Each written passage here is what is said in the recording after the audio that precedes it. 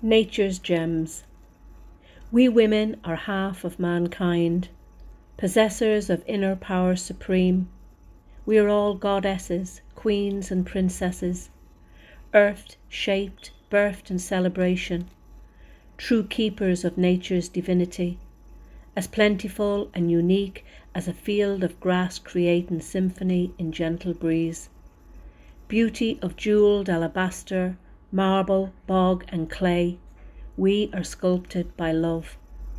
Our nurture of life and land is held in every breath, revealed through every generation, those tears of labour or exultations of simple joys. Light above reflects such ages past. Seasons change in endless turns of earth. In the here and now of harvesting, child, girl and woman must be upheld in adoration, a sisterhood to forge paths and centre our true core, a cycle of repetition to be left untarnished through time.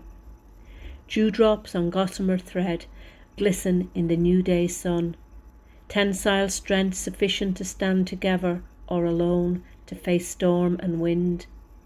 Harvest for life collected as this year unfolds.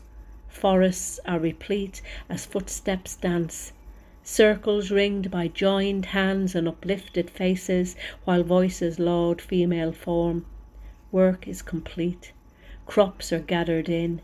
Swirls of smoke reach highest air, ethereal beckoning to those gone before. Uniting with those here present this Lughnasadh day, synchronicity in soul, spirit, and fresh song of harvest.